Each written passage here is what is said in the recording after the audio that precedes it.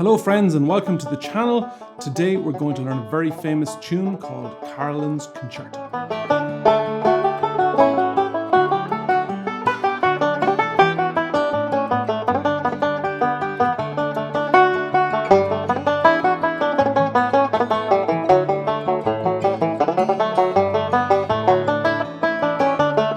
Who was Turlough O'Carolan? Well, he was born in the late 1500s in County Meath in a town called Nobber, or just outside of Nobber. I used to know somebody from Nobber and they pronounced it Nobba. So maybe if you're from Meath, you can confirm in the comments, is it Nobba, Nobba or Nobber?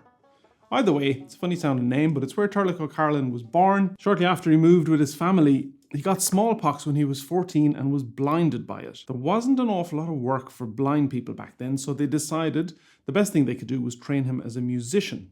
And so O'Carolan, at the age of 18, went on to learn the Irish harp. Now, at that time, it was considered that he was way too old to learn anything. So maybe for some of you older banjo players out there that are just starting off, hope is not lost. There's plenty of time to start. 18, of course, in the late 1500s was quite an age. So it's never too late to start anything. Turlough O'Carolan proved this as he has gone on to be one of the most influential Irish musicians and composers, arguably of all time. He was what was known as a travelling harpist, and he would go from great house to the great families of Ireland, and in return for patronage, he would compose music in their honour. And so some of the finest Irish tunes ever written were composed by Turlough O'Carolan. That's why we have tunes such as Planxty George Brabazon, Planxty Drew, Planxty Drury, and many more. The story behind O'Carolan's Concerto is colourful, perhaps dubious, but it relates to an Italian composer called Geminiani. I hope I'm getting that one right. Better pronunciation perhaps than Nobba, who was resident in Dublin at the time and had heard of O'Carolan's composing skills. And so this piece came about in a sort of a competitive nature, and it became known as O'Carolan's Concerto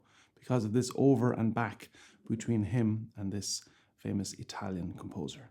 So let's crack on with the music. As always, we're going to begin with the very simple melody, probably very close to what O'Carolan himself wrote. Then we're going to stylize it for banjo by using some double stops, chords, harmony, and perhaps a little variation too, if the great O'Carolan would allow us a little latitude. As always, the music will be fully notated and available on Sound Slice, and that's accessible through my Patreon, including printable PDFs. So go grab them there. Here's the simple melody of the tune.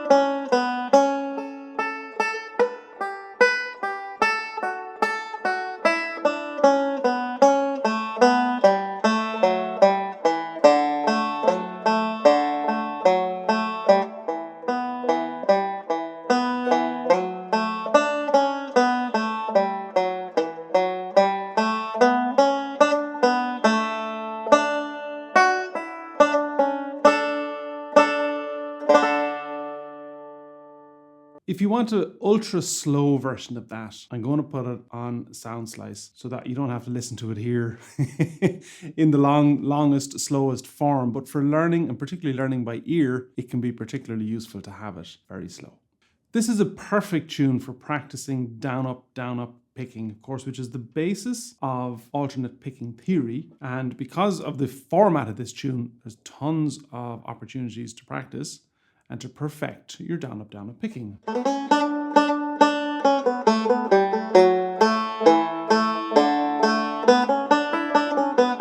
There's nothing too tricky about the left hand. There's a couple of spots where I would switch from my middle finger to my index finger to accommodate the high B. And I've said before in many other videos, I don't have the most stretchy, flexible pinky. I wish it was stretchier, maybe it will if I keep doing it. In the second part, there's one or two spots where you can change position, so basically switch out your fingers, and it just makes the stretch to the high B easier. So I'm going to show you those now. So if you jump to bar 8, if you're using the notation, we're going to play a C sharp A. So it's that motif. And the next note in the melody is a high B. Jumping to the B. So to accommodate that stretch from the high B to the G, which is 7 to 3, I would always use index to pinky anyway, because index to 3 is, to middle finger is just kind of crazy stretch. But I'm going to make the switch before I head up to the high B. So we're going to have the C sharp A. When we go to the B to the G, that's 2 to 3. Do a little switcheroo there. And then I'm ready to head up for the high B. So just show you that one more time.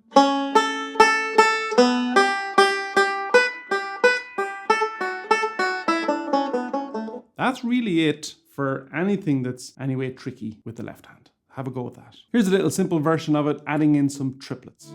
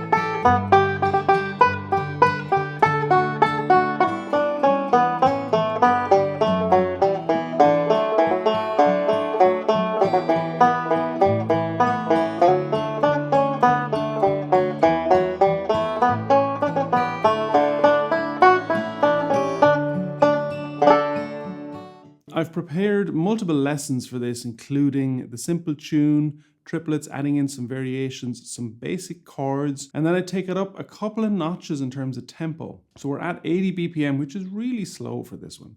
And then we go to 100 BPM, 120, and I think I do one at 160 BPM, which sounds crazy fast, but because this is in 2/4, essentially polka time, 160 is not that fast to play, but it's a tune that likes to kind of clip along at a nice pace. So have a go at each of them. You know, start out with the 80, perfect it, get your picking right, then jump to 100 and see can you do 120 and 160. Sometimes it's worth just putting on headphones, not listening to yourself and playing along with pace. This forces your body to adapt.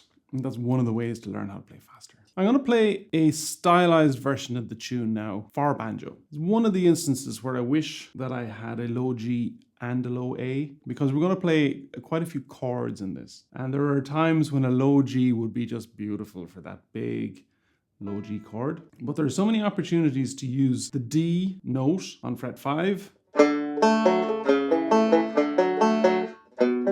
Okay, and having the open A.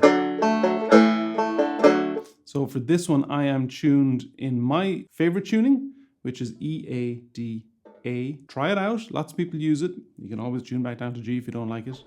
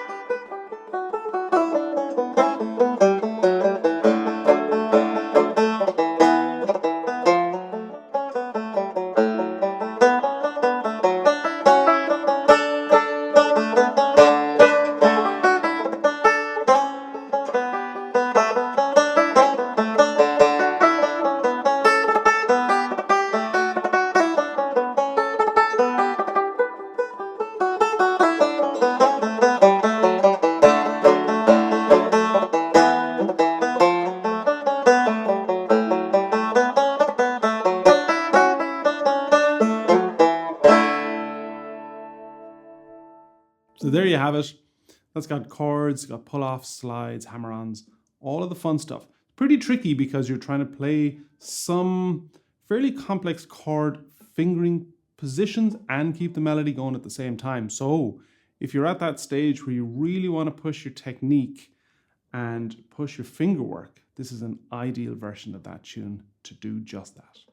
So to access 7 or 8 video lessons for this tune, graduated as always, starting with the most basic melody. Anybody can play this tune in its most simplest format, and then taking it step by step, adding in triplets, chords, hammer-on slides, and up to the complicated tune. Head on over to Patreon. The link is in the description and in the pinned comment. If you did like this video, then please like it, and if you want to see more, subscribe. And if you're from County Meath and you're deeply offended by my pronunciation of Naba, do let me know. I'm going to do my best. I got a ton of content coming up in the next few weeks, so keep an eye on the channel. And if there's something that you would dearly like to learn or see interpreted for banjo, let me know in the comments below. Thanks for watching.